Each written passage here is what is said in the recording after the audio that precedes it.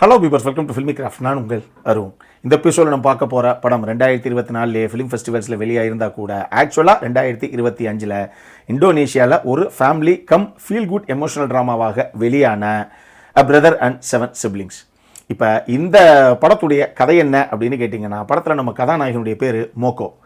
இவர் கிட்டத்தட்ட இப்போ யூஜி முடிச்சு தீசிஸ் மட்டும் தான் பெண்டிங்கில் இருக்குது. முடிக்கிற தருணத்தில் இப்போ இதை முடிச்சுக்கிட்டு அடுத்து மாஸ்டர்ஸ் நம்ம அப்ராடில் போய் பண்ண போகிறோம் அப்படின்னு ஒரு பெரிய இலட்சிய கனவோடு இருக்கிறாரு. காரணம் என்ன அப்படின்னா, இவருக்கு மௌரின் அப்படின்னு சொல்லி ஒரு கேர்ள் ஃப்ரெண்டும் இருக்காங்க. கேர்ள் ஃப்ரெண்டு லவ்வர் எப்படி வேணால் வச்சுக்கலாம். 2 பேரும் ஒன்றா தான் இருக்காங்க. 2 பேருக்கும் ஒருத்தர் மேலே ஒருத்தர் மிகப்பெரிய ஆசை இருக்குது. காதலிக்கவும் செய்கிறாங்க. அதனால் 2 பேரும் சேர்ந்து போய் மாஸ்டர்ஸை நம்ம வேறு ஃபாரினில் பண்ணலாம் அப்படிங்கிற மாதிரி ஒரு ஐடியாவில் அவங்க இருக்கிறாங்க. இப்போ இந்த கதையை பொறுத்தளவுக்கு கதாநாயகன் எங்கெங்க தங்கி இருக்கிறாரு அப்படின்னா, அவருடைய அக்கா வீட்டில் இருக்கிறாப்புல. அந்த வீடு, அந்த குடும்பமே ரொம்ப பெரிய குடும்பம். அதாவது அக்கா வீட்டுக்காரரு. இவங்களுக்கு ஆக்சுவலாக 2 பசங்க. கிட்டத்தட்ட அது ஒரு 10th வந்து படிக்கிற வயசில் இருக்கிற மாதிரி காமிக்கிறாங்க. ஏற்கனவே 2 பசங்க இருக்காங்க.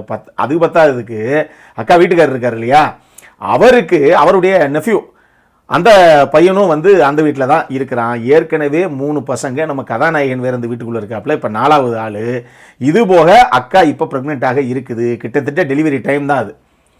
இப்படி இது போக அக்காவும் அக்கா வீட்டுக்காரரும் யோசிச்சு பார்த்துக்கோங்க எவ்வளோ பெரிய குடும்பம் ஒரு வீட்டுக்குள்ளேன்னு. ஆனாலும் இருக்கிறத வச்சுக்கிட்டு சந்தோஷமாக சாப்பிட்டு நிம்மதியான சந்தோஷமான ஒரு வாழ்க்கையை லீட் பண்ணிகிட்டு இருக்காங்க. இப்போ நம்ம கதாநாயகன் தீசிஸை ப்ரெசென்ட் பண்ணுறதுக்காக போய்கிட்டு இருக்காரு. இப்போ அவர் உள்ளே ப்ரெசென்ட் பண்ணிக்கிட்டு இருக்காப்புல. வெளியே அவருடைய கேர்ள் ஃப்ரெண்டான மௌரின் வெயிட் பண்ணிகிட்டு இருக்காங்க. அப்போ மௌரினுக்கு ஒரு கால் வருது ஹீரோவுடைய அக்கா கிட்டே இருந்து. என் வீட்டுக்காருக்கு ஹார்ட் அட்டாக் திடீர்னு, நாங்கள் ஹாஸ்பிட்டலுக்கு இப்போ போயிட்டுருக்கோம் ரஷ் பண்ணி, தயவு செஞ்சு அவனுக்கு சொல்லிவிடுங்க, நீங்கள் உடனே மோக்கோ வர சொல்லுங்கள் அப்படின்னு ஒரு கால் வருது. இவங்க நேராக அவர் முடிச்சுட்டு வெளியே ப்ரெசென்ட் பண்ணி முடிச்சுட்டு வெளியே வந்த உடனே அந்த விஷயத்த சொல்கிறாங்க. சொல்லி வேகமாக ஓடனா ஹாஸ்பிட்டலில் இவங்க போகிறதுக்குள்ளே அக்கா வீட்டுக்காரர் இறந்து போயிடுறாரு ஹார்ட் அட்டாக்கில். இப்போ சரி, ஒரு பக்கம் இப்படி ஒரு செய்தி கிடச்சிருக்கு அப்படின்னா, இன்னொரு பக்கம் அக்காவுக்கு அடுத்த பெண் குழந்தை பிறந்துருச்சு. சரி விடுங்க, இன்னும் வீட்டில் எக்ஸ்ட்ராவாக ஒரு டிக்கெட் ஒன்று சேருது. சரி பார்ப்போம் என்ன பண்ண, வாழ்க்கை என்ன அப்படித்தான் இருக்கும் அப்படின்னு பார்த்தா, சரி அக்காவை எழுப்புங்க, அதான் சரியாக இருக்கும்ல, எல்லாம் முடிஞ்சு சரி கிளம்புவோம், டிஸ்சார்ஜ் பண்ணி கூப்பிட்டு போவோம் அப்படின்னு பார்த்தா, எழுப்புனா அக்கா எந்திரிக்கவே கிடையாது. அப்புறம் போய் நர்ஸு டாக்டர்ஸ்னு எல்லாரும் பதப்பதிச்சு போய் செக் பண்ணாதான் தெரியுது அந்த அம்மாவும் இறந்து போச்சு. இப்போ மொத்த குடும்பத்தையும் தான் ஒருத்தன் தான் தாங்கி பிடிச்சாகணும் அப்படிங்கிற இக்கட்டான சூழ்நிலை படத்துடைய கதாநாயகனுக்கு. அந்த வீட்டில் எத்தனை டிக்கெட்னு மட்டும் யோசிச்சுக்கோங்க. கதாநாயகனுக்கு வேலையும் கிடையாது, ஒன்றும் கிடையாது. அவர் இப்போ தான் ஃபைனல் இயரே இது முடிக்கிறாப்புல, யூஜியே முடிக்கிறாப்புல.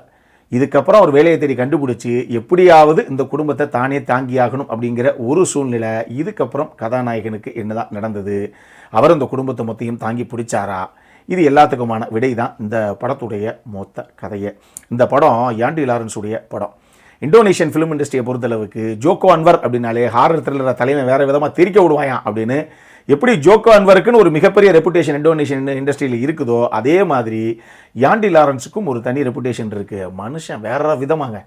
அது ஒரு ஃபீல் குட் ட்ராமா இல்லை ரொமான்டிக் ட்ராமா அப்படின்னாலே ஏதாவது ஒரு சீனில் நம்மளை அறியாமல் எப்படிங்க இப்படி காட்சிப்படுத்துகிறாங்க, என்ன அழகான ஒரு காட்சி அமைப்பு இல்லது அப்படிங்கிற மாதிரி நம்மளை அப்படி ரொம்ப ஆச்சரியப்படுத்திடுவாப்பில். அவருடைய ஃபில்ம் மேக்கிங் அப்படி தான் இருக்கும். அவர் காட்சிகளை ஒன்றொன்றும் எழுதுறதாகட்டும், அதை ஸ்க்ரீனில் அதை சீன்ஸாக அவர் கன்வெர்ட் பண்ண விதமாகட்டும் அப்படித்தான் இருக்கும். இந்த படத்துலையும் அந்த மாதிரி பல காட்சிகள் உள்ள இருக்குது. நம்ம யாண்டி லாரன்ஸ் இயக்குன 2025 வெளியான சுரே எ ஒய்ஃப் ஃப்ரம் த ஃபியூச்சர்னு சொல்லி ஒரு படம் இப்போ தான் ஒரு மாதத்துக்கு முன்னாடி விமர்சனம் பண்ணியிருப்போம்னு நினைக்கிறேன். அட்டகாசமான ஒரு படம். சயின்ஸ் ஃபிக்ஷன் ட்ராமா, அதை த்ரில்லர்னு சொல்ல முடியாது, சயின்ஸ் ஃபிக்ஷன் ரொமான்டிக் ட்ராமா, சரியான ஒரு ஃபீல் ட்ராமா. ஆனால் வேறு மாதிரி படம் முடியும் போதெல்லாம் ஸ்பீச்லெஸ்ங்கிற அந்த மூமெண்ட்டை நிச்சயமாக கொடுத்த ஒரு படம் அது அந்த சுரே. அந்த படம் 2025 அவர் எடுத்திருக்காப்புல. அதுக்கு முன்னாடி 2024 அவர் எடுத்த படம் தான் இந்த எ பிரதர் அண்ட் 7 சிப்லிங்ஸ். இந்த படமே ஏற்கனவே பல விருதுகளுக்கு நாமினேட் ஆகி 2 விருதையும் வென்ற ஒரு படம் தான். இந்த படத்தை பொறுத்தளவுக்கு இந்த படம் யாருக்கு மிகப்பெரிய அளவில் கனெக்ட் கொடுக்கும் அப்படின்னு கேட்டிங்கன்னா, ஒரு குடும்பத்தில் அப்பா அம்மா இருந்திருப்பாங்க, 2-3 பசங்க இருந்திருப்பாங்க, அதாவது 2 பையன் ஒரு பொண்ணு அப்படிங்கிற மாதிரி ஒரு குடும்பம் அழகாக நிம்மதியாக நமக்கு என்ன இருந்திருக்கும். இதில் பையன் காலேஜ் முடிச்சு போகிறோம், ரைட்டு, இப்போ அடுத்து நம்ம மாஸ்டர்ஸ் படிக்க போகிறோம், இல்லை வேலைக்கு போவோம் அப்படிங்கிற ஒரு நிலைமையில் உட்கார்ந்துருக்கும் போது ஏதோ ஒரு காரணத்தில் ஏதோ ஒரு தருணத்தில் அவங்க அப்பா தவறி இருப்பாப்புல. இப்போ அம்மாவும் வீட்டில் ஹவுஸ் ஒய்ஃப் தான் அப்படிங்கிறனால இப்போ வருமானத்துக்கு என்ன பண்ணுறது அப்படிங்கும்போது இந்த மூத்த பையன் தான் கம்ப்ளீட்டாக அந்த குடும்பத்தை நம்ம தான் தாங்கி பிடிச்சாகணும். அப்பா இல்லாத அந்த வெற்றிடத்தை நம்ம தான் ஒரு ஸ்டெப்பு மேலே ஏறி அந்த இடத்த ஃபில் பண்ணி ஆகணும்.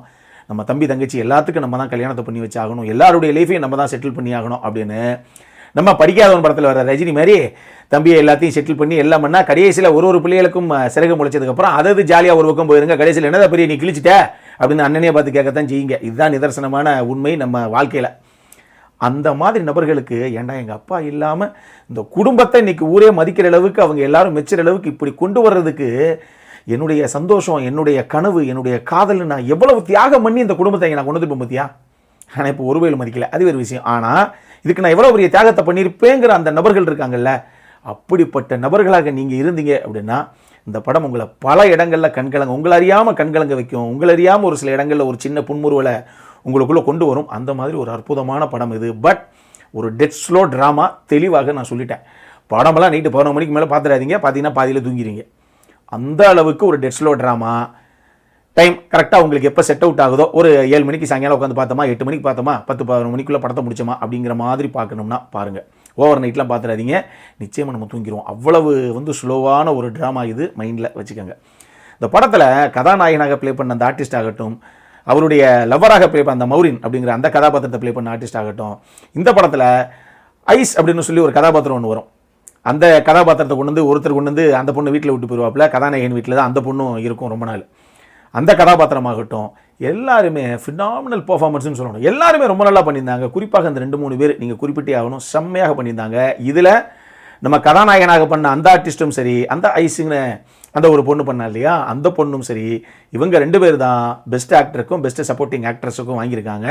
அட்டகாசமான ஒரு பெர்ஃபார்மன்ஸு. அந்த காரில் திருப்பி இந்த வீட்டை விட்டு போகும்போது அந்த பொண்ணு கையாட்டிட்டு போகிற அந்த சீன் இருக்கு பாருங்க, டெஃபினட்டாக ரொம்ப உணர்வுபூர்வமாக கனெக்ட் பண்ணக்கூடிய ஒரு காட்சி. நம்மளே கண்கலங்கிடுவோம் அந்த மாதிரி ஒரு காட்சி. அந்த ஐஸ் பொண்ணு அந்த வீட்டை விட்டு கிளம்புற ஒரு காட்சி. இந்த மாதிரி பல விஷயங்கள் இந்த படத்தில் இருக்குது. அழகான ஒரு சினிமோட்டோகிராஃபி, விஷுவல்ஸ்லாம் ஸ்டன்னிங்காக இருந்தது. மியூசிக்கெல்லாம் எங்கேயுமே ஆர்ப்பாட்டமே இருக்காது.